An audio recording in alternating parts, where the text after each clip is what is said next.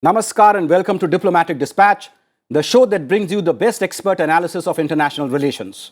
I am your host, Vikas Swarup. As External Affairs Minister, Dr. S. Jaishankar visits Sri Lanka, we focus on recent developments in that island nation, an important neighbor which has witnessed considerable turmoil in recent times as it battles its most serious economic crisis since independence in 1948. It was just over 3 years ago, in November 2019, that Gotabaya Rajapaksa, former Defence Secretary who oversaw the defeat of the LTTE, took office as Sri Lanka's 7th executive president.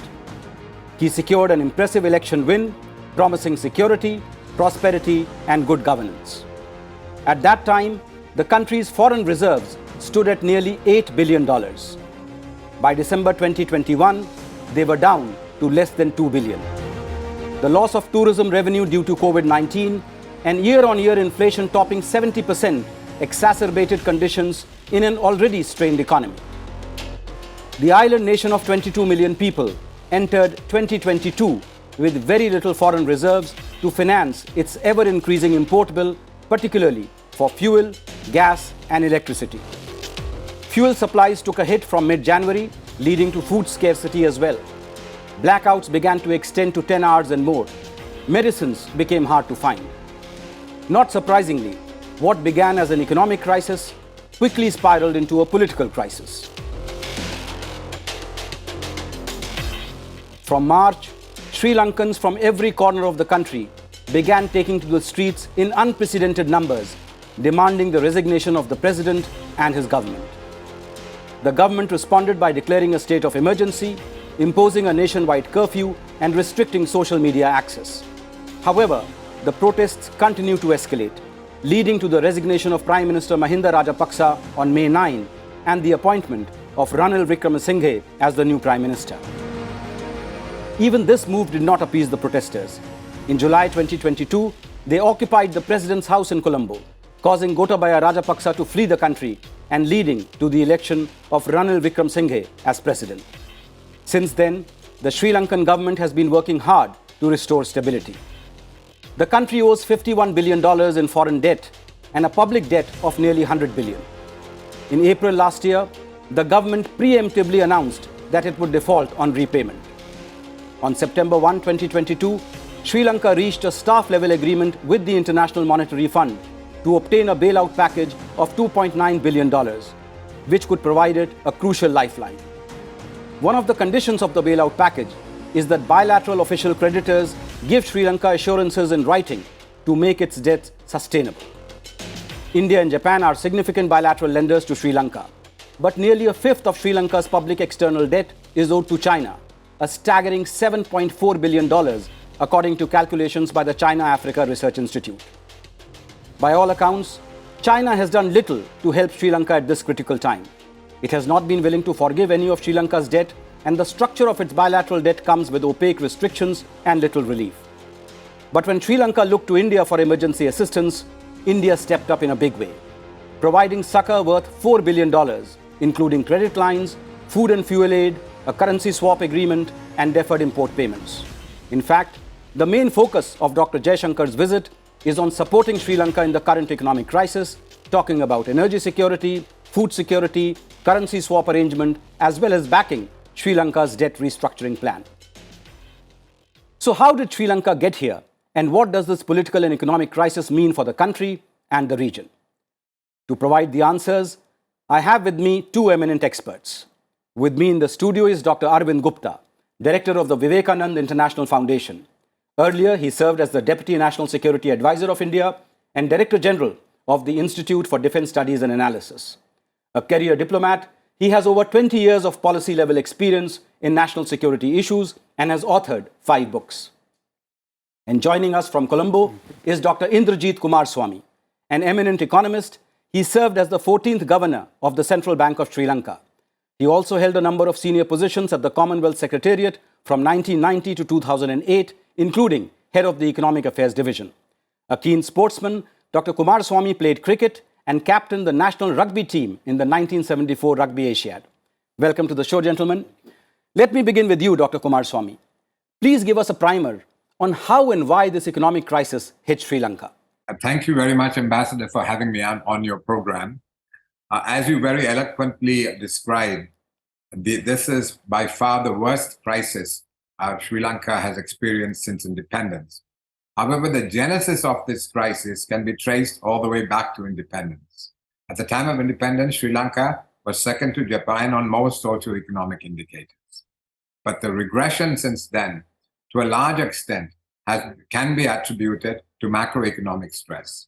And the main cause of that macroeconomic stress over the years has been the government's budgetary operations. And that has been amplified by fiscal forbearance in monetary policy as well. So these two things have combined with other factors to take us on the road to this crisis. Sri Lanka, since 1965, has had 16 previous IMF programs. So we've had these repeating stop-go cycles of policy making. But all along, we were never able to get on top of this the stress that emanated from the government's fiscal operations. Sri Lanka, if it were to, the Sri Lankan economy, if it is to be caricaturized over the years, could be described as a high budget deficit, high inflation, high nominal interest rate, overvalued currency economy, diametrically the opposite to a caricaturization of the successful economies of East and Southeast Asia. So it was a vulnerable economy going into the pandemic. But just before the pandemic, there was a shift in government. And the new government in December 2019 effected wide-ranging tax cuts. You know, I think some of your listeners may know of the Laffer curve, the theory being that if you cut taxes, you get better compliance, you get higher economic activity, that gives you more tax. But Sri Lanka, one is the marginal tax rates were not that high. So you were not going to get a big kind of response in terms of taxes. And the structural weaknesses of the economy made it very unlikely that you'd get a rapid growth response either. So all we had was really a hollowing out of revenue. And that was compounded significantly by the pandemic. And we also had, in addition to those two phenomena, a ban on the use of organic fertilizer. Chemical fertilizer. Yes. And this was done suddenly. There was a sudden stop to the use of chemical fertilizer, which had a very significant impact on our agricultural production. So those two major policy missteps, the pandemic, which devastated the tourism sector, which is very important for Sri Lanka, plus subsequently the Ukraine crisis and the impact on international prices, now the strength of the dollar, the global inflation. You know, it's been a perfect storm that has hit Sri Lanka. Dr. Gupta, now you have just returned from a visit to Sri Lanka. What do you see as the main pillars of the Sri Lanka-India current partnership? I think India-Sri Lanka relationship is long-standing. So there are these political factors, economic factors, security and people to people. These are the four main pillars of India-Sri Lanka relationship. But now I think this crisis and the way India came up as a first responder and assisted Sri Lanka at a time when nobody came forward, I think that has been appreciated in Sri Lanka. This is the feel I got during our visit. And this, I think, has changed the atmosphere in Indo-Sri Lanka relations. Now we are, I feel, that poised for a major growth in India-Sri Lanka relations, provided, of course, both sides are able to work out the details. Dr. Coomaraswamy, you talked about the IMF bailout package. So tell us, what is the current status of that package? And can you now see light, finally, at the end of the tunnel? Well, of course, as a Sri Lankan, I would be optimistic, and I'm cautiously optimistic, very cautiously optimistic. Sri Lanka was able to come to a staff-level agreement with the IMF on the 1st of September, and there were certain prior actions that were specified, which needed to be completed before the the staff-level agreement was converted to a full extended fund facility of the IMF. And those prior actions have pretty much been completed by the government. So we have a staff-level agreement. We have the prior actions pretty much completed. The next thing that has to happen is for, as you pointed out in your introductory remarks, for Sri Lanka's creditors to give sufficient assurance to the IMF that they would provide enough treatment of Sri Lanka's debt to bring that debt back to a sustainable trajectory. So, and there, the Paris Club bilateral creditors, and Japan is the most significant, they are in a position now to give that assurance. India has just written a few days ago, Finance Ministry has just written a few days ago to the managing director of the IMF, again, providing financing assurance. So the one missing part in this is China. The president, Mr. Ranil Wickremesinghe, spoke to the chairman of the Exim Bank of China about a bit over a week ago, and he was told by the chairman that they would be sending some language which hopefully will provide sufficient assurance for the IMF to then go ahead and submit our application for an EFF to its executive board. And if we are able to get an extended fund facility finalized within the next 2 to 4 weeks, that I think would be a game changer in that it's not just the 2.9 billion over 3 years that the IMF facility provided, because that's not anything like enough, but that would catalyze other money from the World Bank, from the ADB, the Asian Infrastructure and Investment Bank, for private money in terms of money coming into the stock exchange and into government securities. FDI, which has been very scarce during this crisis, may again perhaps be more forthcoming. So that and banks whose lines of credits have been frozen would be able to open some of these lines of credit up. So the acute foreign exchange scarcity, which has led to severe curtailment of Sri Lanka's imports, which has resulted in the economy contracting by close to 9% last year, could then be turned around with some relaxation of the import controls so that the level of imports which are compatible with a higher rate of growth can be permitted and get the economy moving again. But to get it moving again, we have to undertake some tough structural reforms which successive governments have found difficult to do. This time around, we cannot afford not to do those reforms. So stabilization of the economy through an IMF program, structural reforms to strengthen the growth framework of the economy. If you take both together, then we have a chance of getting out of this situation. So there is a light at the end of the tunnel, but there's a lot of work to be done to translate that light into something much more material. Dr. Gupta, now turning to Dr. Jaishankar's visit. This is the first high-level political visit from India since the new government took over in the last 6 months. So what is its political significance? I think it has great political significance. Firstly, Dr. Jaishankar is visiting at a time when Sri Lanka is still in deep trouble, as was explained. So there is this expression of a political commitment to stabilize Sri Lanka, but not only to stabilize Sri Lanka and Sri Lankan economy, but also to, I think, look for ways and means to bring India-Sri Lanka relationship to a higher growth path, and also to help Sri Lanka to achieve that economic growth that is so very much needed for it to come out of it. So I think that's the key significance of this visit. But during this visit, apart from the fact that Sri Lanka would be looking for assurances in terms of loans restructuring, etc., but I think the two sides would also perhaps discuss the new growth areas for India-Sri Lanka relations. For instance, the development of Trincomalee, the area in Trincomalee, the special economic zones, industrial, manufacturing, and so on and so forth. There could also be discussions on the development of the renewable energy potential of the Mannar region, which I'm told is something like 1.4 gigawatts. Now, Indian investment going into these new areas in the east and all in north, but in new areas, that I think can completely transform the Sri Lankan economy. So how to get Indian-Sri Lanka relationship going by bringing more Indian investment?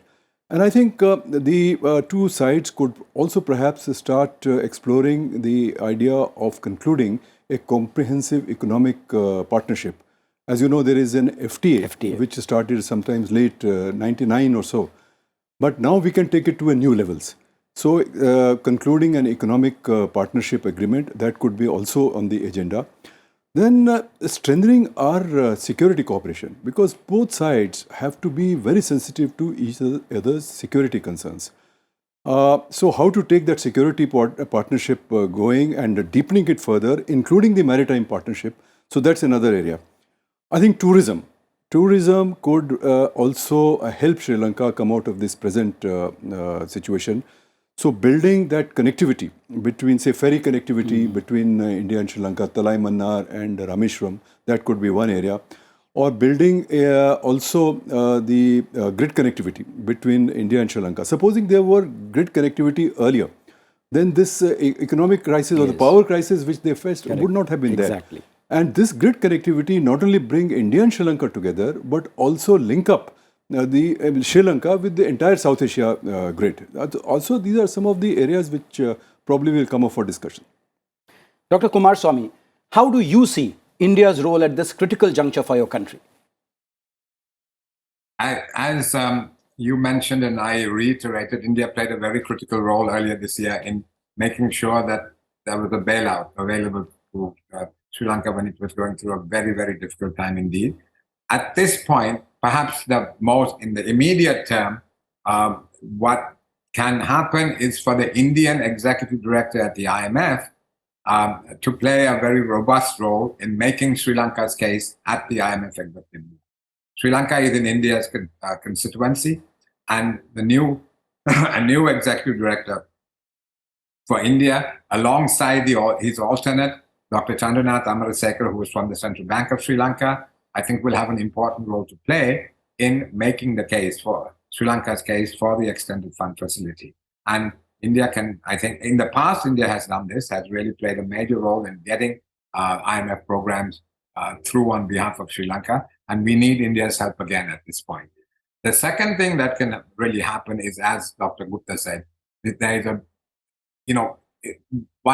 we have two kind of issues here. One is stabilizing the economy, and the IMF program is a major part of that. India, as I said, now has a role to play at that. But on top of that, we have, for recovery, we need investment, we need trade. And there, India can play a major, major role. India has been an important source of investment. More investment can come into areas like renewable energy that Dr. Gupta mentioned, like logistics, like the transport sector, particularly the railway sector. If India's attempt to become a global hub for supply chains is successful, and there's absolutely no reason why it should not be, with the kind of reconfiguring of global supply chains taking place now, India is already harnessing important kind of dividends through that process.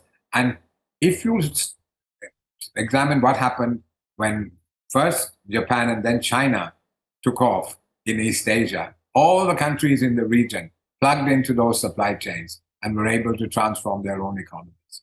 So if India is able to become a global supply chain hub, there must be opportunities for Sri Lanka to plug in there as well. India's neighborhood first policy, as well as India's attempts to transform itself into a global supply chain, I think if you take those two things together, there's a big opportunity for Sri Lanka really to reap benefits. Dr. Gupta, now maritime security has emerged as an important area of collaboration between India and Sri Lanka.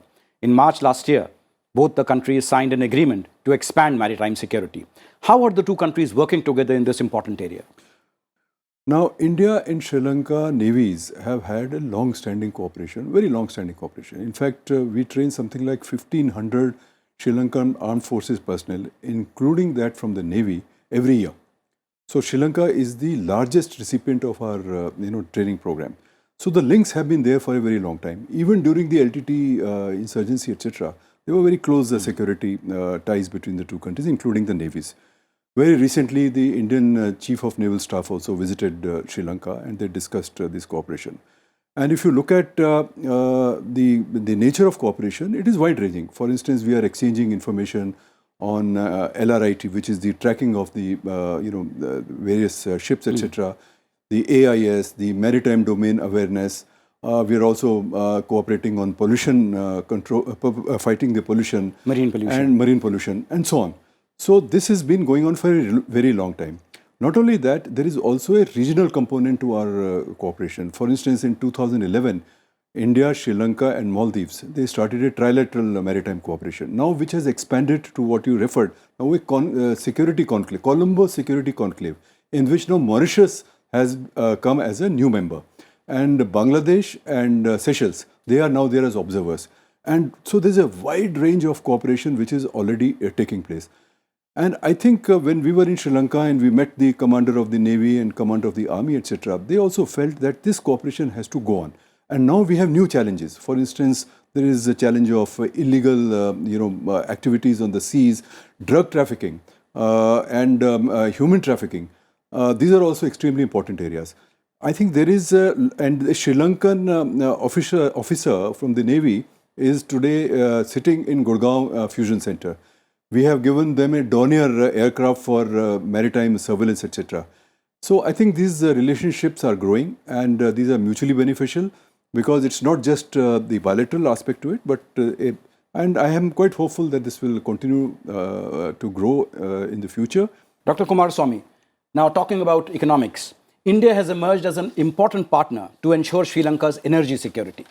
What are some of the projects the two countries are working on, and how do you see the prospects for this long-pending plan for a cross-strait transmission line that will allow Sri Lanka to access India's plans for an energy grid with other countries such as Nepal, Bhutan, and Bangladesh?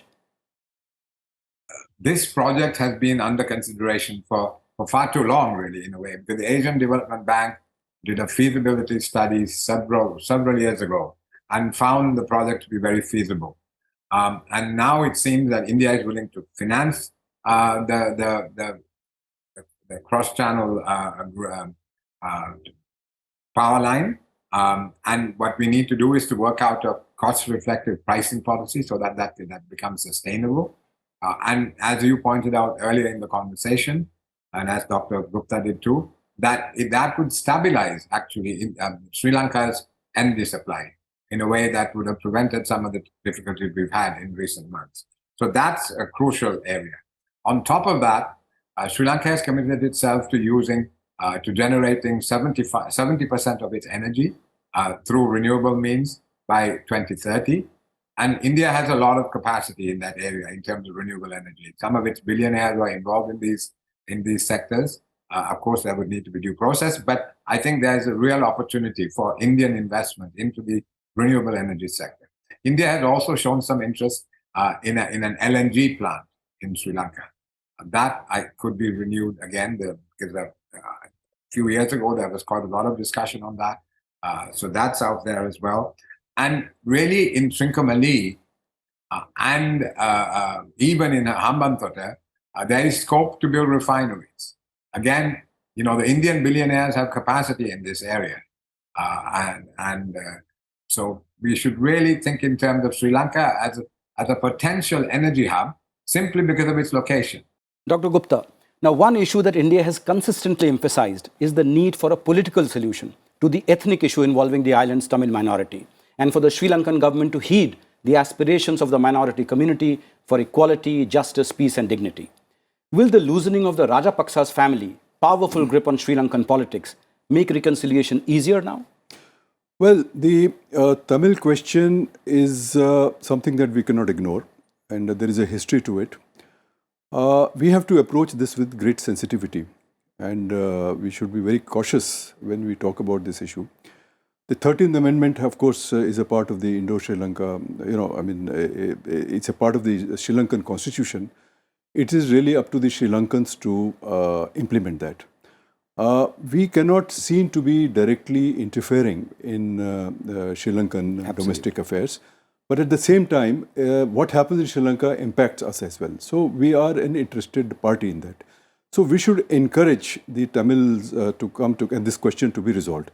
But at the same time, I think when we were in Sri Lanka and we talked to several people there, I also sensed that the Tamil question itself is evolving. There are several Tamil voices today in Sri Lanka. In fact, many of the Tamil leaders, they were recently in Chennai to attend one Tamil diaspora meet which was organized by the Tamil Nadu government, and they met the Tamil Nadu leaders here. So we ought to be listening to what the Tamil groups are saying, and I think taking a note of the changes which are taking place within the Sri Lankan politics. Dr. Coomaraswamy, now central banks of both our countries have allowed trade settlement in Indian rupees. How can the use of the Indian rupee help promote more trade in goods and services and boost tourism? At a time when there's acute dollar scarcity in the Sri Lankan economy, extending the use of the Indian rupee, I think offers considerable potential in terms of providing liquidity for trade, tourism, and even investment. I say investment because I'm aware that one or two Indian companies are interested in raising money from the Indian banking system to finance their investment in Sri Lanka. And this is something the two central banks may need to look into.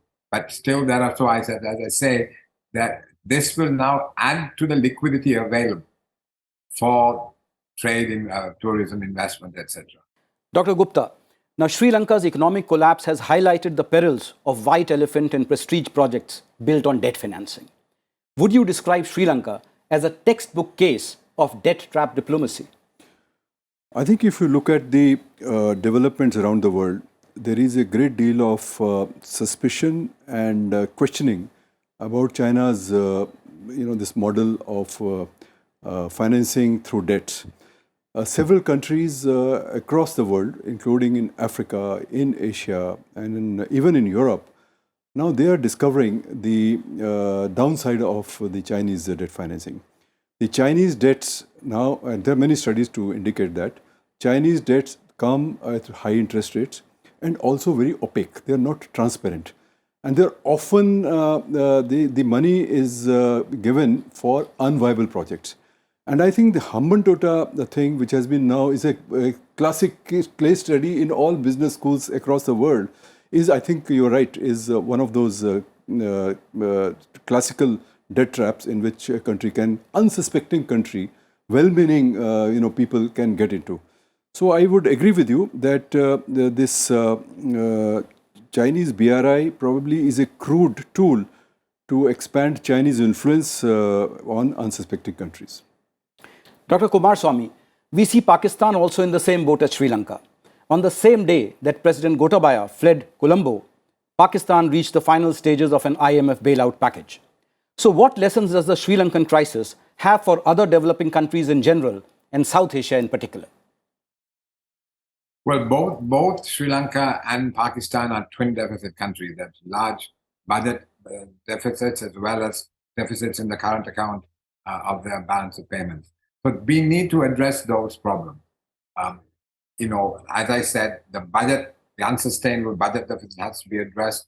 Sri Lanka needs to achieve a primary surplus in its budget.